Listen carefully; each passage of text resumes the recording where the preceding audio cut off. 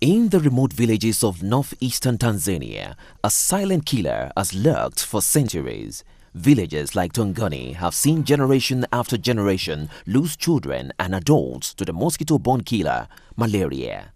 Yet, recent studies have shown a dramatic reduction in mosquito numbers and associated cases of malaria in Tanzania, Eritrea, Rwanda, Kenya, and Zambia. A team of scientists working in the area around Tongoni is puzzled and concerned. They've been collecting and counting the number of mosquitoes caught in thousands of traps in Tanzania over the past 10 years. In 2004, they caught more than 5,000 insects. In 2009, that had dropped to just 14, an extraordinary fall of more than 99%. Usually, such news will be cause for celebration, but there are worries that something else is at play. Changes in rainfall patterns that have affected mosquito reproduction point to the possibility of climate change.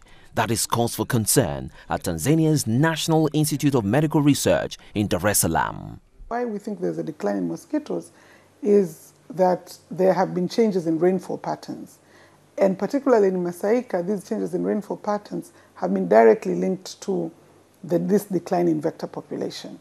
And so we see that climate change has a very, very important part in this decline. However, we are very careful to say that it's not the only factor. The concern is simple. If the mosquito decline is a direct result of climate change, other changes may occur, not all of them advantageous.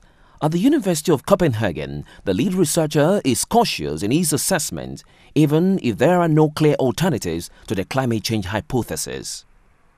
Although the rainfall pattern has changed over these years, we don't think that can entirely explain these rapid declines.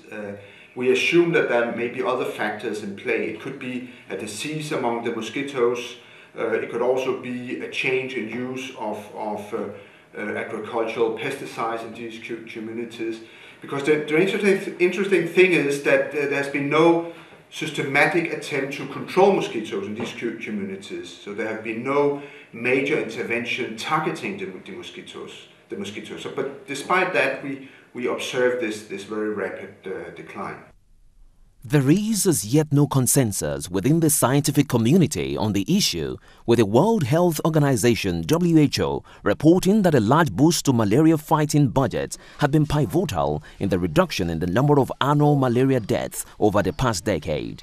For African health workers like Dr. Malasela, the disappearing mosquito has to be good news. We link that to a decline in malaria, which is definitely a very, very good thing, particularly that these are vectors of malaria, specifically Anopheles gambiae and Anopheles funestus, which were the key vectors which were looked at during this study. But the mystery and the worries surrounding it remain.